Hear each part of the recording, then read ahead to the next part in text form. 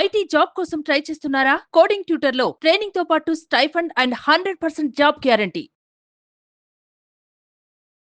నమస్తే రస్తా గారు. నమస్తే ఉషా. అడిగే ముందే భయం వేస్తుంది నాకు, ఈ మగవాళ్ళంతా ఎంతసేపు ఆడవాళ్ళ గురించే మాట్లాడతారా అంటారేమోనని. బట్ మీరు ఎప్పుడు బోత్ సైడ్స్ మాట్లాడుతూనే ఉంటారు. బట్ ఈ కంటెంట్కి సంబంధించి అయితే ఒక సైడ్ తీసుకోవాల్సిందే నా కండిషన్. ఆడవాళ్ళందరికీ బాగా ఇష్టమైంది, ఎప్పటికప్పుడు అడిగేది, భర్తని కొంగును ముడేసుకోవాలంటే ఏం చేయాలి అని. సో అలా అడగకపోయినా అందరూ ఏమంటుంటారంటే, మా సైడ్ ఉండాలన్నా, మాతో ఉండాలన్నా, టైం స్పెండ్ చేయాలన్నా ఆడవాళ్ళు అవి ఎక్స్పెక్ట్ చేస్తూ ఉంటుంటారు. అలా ఎక్కువ దగ్గరగా కనెక్ట్ అయ్యేలా ఉండాలన్నా ఏం చేయాలి? న్యాయపరమైన క్వశ్చనేలే మరి. అంటే వినడానికి కాస్త దాన్ని ఎలా చేశారంటే, భార్య కొంగు పట్టుకొని తిరుగుతాడు. మరి భార్య కొంగు పట్టుకొని తిరగటం ఇప్పుడు కాదు, ఆడ ముడుములు వేసినప్పుడే, నువ్వు మూడుముళ్ళు వేసి నీ దాన్ని చేసుకున్నప్పుడు ఆవిడేమనుకుంటుందంటే, నాకు కొంగుతోటి ముడేసుకొని నా వాడిని చేసుకోవాలి అనేది ఉంటుంది. న్యాయపరమైన కోరికే అతిగా ఇబ్బందికరంగా వేరే రిలేషన్ని కట్ చేస్తూ తనని మానసికంగా ఇబ్బంది పెడుతూ అలా చేసే కొంగున ముడి గురించి నేను హర్షించదగను, నేను చెప్పను కూడా అలాంటివి. ఎందుకంటే నువ్వు ఎదుటి మనిషి ప్రేమను ఎర్న్ చేసుకోవాలి, అంతేగాని బలవంతంగా లాగుకునేది కాదు. సంపాదించుకోవాలి కానీ ఎప్పుడు కానీ మన ప్రేమతో బాటెడ్ సిస్టమ్. నువ్వు ప్రేమి, నేను ప్రేమిస్తా, అంతేగాని నువ్వు కంపలాగా అరిసి గయ్యాల్లా చేసి, లేకపోతే మీ అమ్మాలని చేయకనో మీ అక్కలకు చేయకనుకో డబ్బులు తీసుకురానో, నీకు ఉన్న తాహతకు మించి ఆమని లెక్క అదేదో సినిమాలో నాకు ₹1,00,00,000 ఇచ్చే భర్త కావాలనుకుంటూ, లేకపోతే అమ్మడానికనో, ఇలాంటి అంటే మనిషి స్తోమతకు మించి నువ్వు భర్తను సంపాదించమనో, ఇలాంటి కొంచెం ఇవంతా ఒక వేరే యాంగిల్. అలా కాకుండా చక్కగా చిలిపిగా, నా భర్త అసలు నన్ను పట్టించుకోడు మేడం, నా భర్త నన్నే చూస్తే బాగుండు, నేను పెట్టిన అన్నం అలా ఫుడ్ తింటూ చక్కగా నాతో కబుర్లు చెప్తే బాగుండు, టైము ఫోన్కో లేకపోతే ఫ్రెండ్స్కో బయట లేకపోతే ఊరికే పేపర్ పట్టుకొని కూర్చునే కాకుండా నాతో స్పెండ్ చేస్తే బాగుండు. ఇలాంటి రిలేషన్ని బాగుపరుచుకోవడానికి కనుక భార్య ఒక 3-4 టిప్పులు చెప్పండి మేడం, నా భర్త నన్నే ఇలా చూస్తూ ఓరకంట 20 ఏళ్ళైనా కూడా అలా ఓరకంట నన్ను చూస్తూ ఉండాలి అంటే నేను ఎలా కొంగును ముడేసుకోవాలి అని అంటే కనుక. ఎంత ఇంట్రెస్టింగ్గా చెప్తున్నారు రస్తా గారు అసలు. అందరు ఆడాల బాధ మీకు అర్థమైంది. మనమంతా బ్యాచ్ కదా. అదే ఈ ఆడవాళ్ళు ఇదే కోరుకుంటారు ఏంటంటే, తన భర్త ఇప్పుడు ఇందులో అందుకే న్యాయపరమైన కోరిక అని చెప్పాను నేను. సబబు అదే అత్తుంది అనుకో, అత్తాలు చూసిండనుకో, దీనికి ఏం పని లేదు, నన్ను వేసుకుంటారు, ఏం బొగుడిని కొంగును కట్టుకునేటం ఏంటి, ఏంటి నీ పెళ్ళని చెప్పిందా, హ్యాపీగా ఫీల్ కావాలమ్మా. నీ కొడుకు నీ కోడలు చెప్పినట్టు వింటున్నాడు అంటే అది బాగుపడుతున్నాడు అనడానికనే అర్థం. ఏది మిమ్మల్ని అంటే తల్లిదండ్రుని నొప్పించి చేసే ఏ పనిని నేను హర్షించను. అది కోడలైనా కొడుకైనా ఒప్పుకునే సమస్య అయితే లేదు. అది కూతురైనా అల్లుడైనా, తల్లిదండ్రులు బోత్ సైడ్స్. సో అసలు ఆ సెగ్మెంట్కి వస్తే నా విశ్వరూపం మీరు ఎప్పుడూ చూస్తారు. నాకు అది తల్లిదండ్రిని కాదు అని, కోడలు అత్త మామను కాదని కొడుకును కొంగున ముడేసుకోవాలన్న కోడళ్ళకి నేను ఏ టిప్స్ చెప్పను, which is not at all A correct thing. అలా అని అత్త వాళ్ళు కోడళ్ళను రాచి రంపాన పెట్టే వాళ్ళకి మరి ఏమైనా చెప్పరా మేడం, మీరు అవుట్ సైడ్ మాట్లాడుతున్నారు కోడళ్ళు అంటే, అది వేరే సబ్జెక్ట్, ఆ కంటెంటే వేరే, అది మనం వేరే మాట్లాడుకుందాం. ఈ ఒక అందమైన ఈ బంధాన్ని కనుక మనము చక్కగా చేసుకోవాలంటే హస్బెండ్కి ఖచ్చితంగా అండి కొంత 4-5 రకాలు ఉంటుంటారు హస్బెండ్స్. అంటే ఇష్టంతో పెళ్లి చేసుకున్నా, చాలా ప్రేమ చేసి పెళ్లి చేసుకున్నా కూడా కొన్ని రోజులు అయిన తర్వాత over the period of time ఏమవుతుందంటే దాని మీద ఉత్సాహం తగ్గుతుంది. నాట్ ఓన్లీ భార్య, నాట్ ఓన్లీ బంధం, పిల్లల మీద కూడా అయి ఉంటుంది. చూడండి ఒక్కసారి, పిల్లడు వాడు పుట్టినప్పుడు వాడిని ఇలా చూస్తూ, వాడిని ఫోటోలు చూస్తూ 1 year చేసి 2nd year తీస్తాడు, అట్లా రోజుకోటి. నీ మీద కాదు, నా మీద మోజు పోయిందా, ఏం మోజు లేదు, పాడు లేదు, బూజు పట్టిపోయి బుర్ర మొత్తం అక్కడ ఆఫీస్లో పని, బాధ్యతలు పెరిగి, బిల్లులు కట్టుడు, పిల్లల చదువులు కట్టుడు, దీని ఇలా ఒక యాంగిల్లో ఉండేవాళ్ళు ఉంటారు. కాబట్టికి వాళ్ళని ఆ ఒక బాధ నుంచి కూడా నీ వైపుకు లాగుకొని, అంటే నువ్వు విపరీతమైన వాత్సల్యము, విపరీతమైన ప్రేమ, నువ్వు షవర్ చేస్తే ఎక్కడ పోతాడు? మేడం అట్లున్నా పోయేటోళ్ళు అంటే అది అది వేరే బ్యాచ్, దానికి ట్రీట్మెంటే వేరు, ఆ ట్రీట్మెంట్ వేరు, దానికి వేరే స్టెరాయిడ్స్ ఇవ్వాల్సి ఉంటుంది. ఇప్పుడు మనం చెప్పేది ట్రీట్మెంట్ అంతా హోమియోపతిక్ ఆయుర్వేదిక్ మనం ట్రీట్మెంట్. ఎలా ఉండాలి first? మనం ఎలా ఉండాలి, ఎలా ఉంటే సమంగా ఉండే హస్బెండ్స్ వాళ్ళకి తెలిసి తెలియక ఏదైనా లోపాలలో వాళ్ళ పనిలో పడిపోయినా కూడా నీ వైపుకి అట్రాక్ట్ అయ్యి నీ వైపుకు ప్రేమ చూసి నీ వైపుకు మొగ్గు చూసి నువ్వు అనుకునే నీ వైపు తిరుగుతూ నీ చుట్టూ ప్రదక్షిణం చేస్తూ నీ కొంగు పట్టుకొని తిరుగుతారు. ఎలా మేడం అంటే ఖచ్చితంగా you need to observe your husband. ఎలా ఒక వారం 10 రోజులు అబ్జర్వ్ చేయండి నీ బిహేవియర్, నీ హస్బెండ్ బిహేవియర్. అసలు నువ్వేం చేస్తున్నావు, ఆయన ఏం రియాక్ట్ కావట్లే, నీకేం కావాలి, అసలు నీ చుట్టూ తిరగాలి కదా, దేనికి తిరగాలి? ఇప్పుడు నేను ఒక్కొక్క గుళ్ళు ఉంటాయి, పక్కనే ఉంటాయి గుళ్ళు. ఆంజనేయ స్వామి ఉంటాడు, గణేష్ ఉంటాడు, లేకపోతే వెంకటేశ్వర స్వామి ఉంటాడు, ఎనీ అదర్ రిలీజియన్ ఆల్సో. ఎవరికి వాళ్ళకి ఒక్కొక్క ప్రాముఖ్యత ఉంటుంది. ఇంటి పక్కన గుడి వదులుకొని కూడా పోయి ఎక్కడనో ప్రదక్షిణం చేస్తాం. ఎందుకు చేస్తాం? ఆ దేవుడు నువ్వు మొక్కంగానే ఇస్తాడని ఫీలింగ్, నీకు నమ్మకం, అవునా? అందుకని నువ్వు అక్కడికే వెళ్తావు.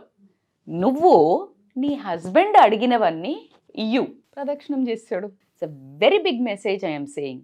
నువ్వు ఏ నమ్మకంతో వెళ్తావు ఒక దేవుడి దగ్గరికి? ఇస్తారు అని. దేవుడికి హార్డ్ అండ్ బిలీవర్, మీకు తెలుసు, నేను చాలా పూజలు చేస్తా, చాలా అలాంటి అంటే రెస్పాన్స్ ఉంటుందా లేదా అనే దాని మీదనే నీ గట్ ఫీలింగ్ తోటి పోయి నువ్వు అన్ని పూజలు చేయటమో లేకపోతే ఇంత నమ్మకం పెట్టుకున్నప్పుడు ప్రాణమున్న మనిషికి అందులో ఇచ్చి చూడు, ఖచ్చితంగా మారతారబ్బా. మారని వాళ్ళని ఏం చెయ్యాలి మేడం అనేది మళ్ళీ ఒక సబ్జెక్ట్ అయితే, మారడానికి ఏం చేయాలి అంటే నీ హస్బెండ్ బిహేవియర్, నీ బిహేవియర్ కూడా చూడు. నువ్వెంత ఇన్పుట్ ఇస్తున్నావు, నువ్వెంత ఇస్తే అతను నీ వైపు ఎందుకు అసలు నీ వైపు మొగ్గు చూపించకపోవడానికి కారణాలు ఏంటి?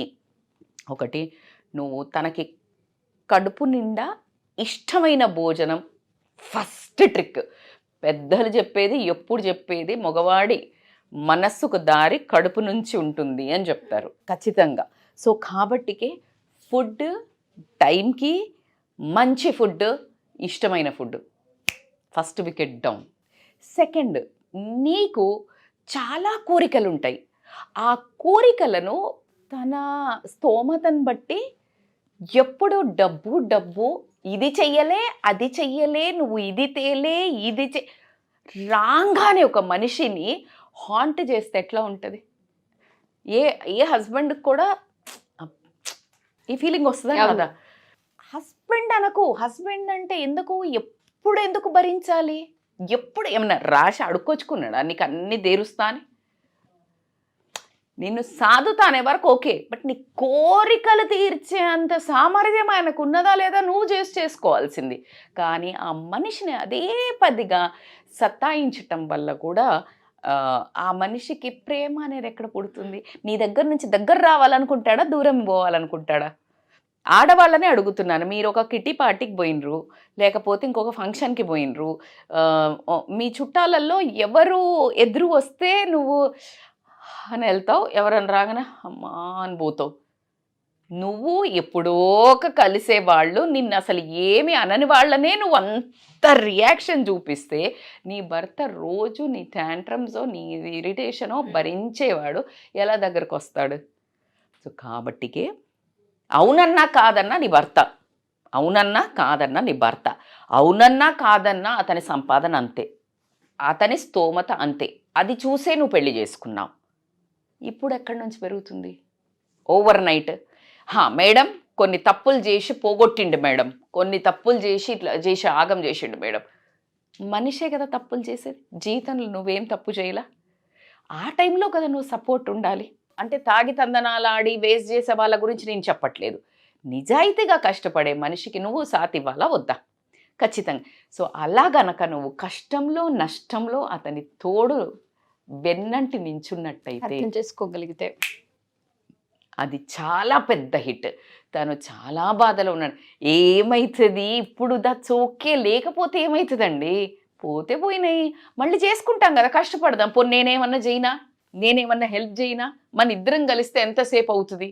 ఇలా మాట్లాడాక ఏ మగాడికన్నా ప్రేమ పెరగకపోతే కోపం వస్తుందా? మేడం నేను అట్లా అడిగినాక కూడా ఇంకేదన్నా అన్నాడు అంటే చిన్నవాడికి ఆకలేస్తుంది, చాలా ఎమోషనల్. పిల్లోడికి ఆకలిస్తుంటుంది, విపరీతంగా ఏడుస్తుంటాడు, వాడికి నోరు లేదు, బాగా కుక్కబట్టి ఏడుస్తుంటాడు. నువ్వు పాలు ఇవ్వడానికి దగ్గర తీసుకుంటావు, తాగడు, ఆకలి కానీ తెలీదు, తాగాలని కూడా తెలియదు, నీ హెల్ప్ తీసుకోవాలని కూడా తెలియదు. ఆ టైంలో you prove it's okay, is also like baby. కొంతమంది చెప్తుంటారు మెచ్యూర్డ్ విమెన్, దే సే నాకు 2 పిల్లలు కాదు 3 పిల్లలని. మెచ్యూర్డ్ మ్యాన్ సేస్ నాకు 2 అమ్మాయిలు కాదు 3 అమ్మాయిలని. అట్లాంటి భార్య భర్త ఉండాలి లైఫ్లో. That's how you need to adapt your kids, both the పార్ట్నర్స్ని. నా పిల్లలతో పాటు పిల్ల, నా భర్తతో పాటు కూడా ఇంకొక పిల్లలతో పాటు కూడా నా భర్త కూడా ఇంకో పిల్లగాడే అనుకున్నప్పుడు కోపాలు, కసి, కచ్చ. ఇప్పుడు చూడు పిల్లగాడిని ఎంత త్వరగా క్రమిస్తామో, వాడు ఎంత చెయ్యనియండి వెంటనే వాడిని అక్కుని చేర్చేసుకుంటాం. అట్లాగే okay is not ready right now, give him a space, at least don't disturb, at least don't question, give him space with food. కొంచెం ఆయిల్ మసాజ్, కొంచెం హగ్, కొంచెం పక్కన కూర్చొని.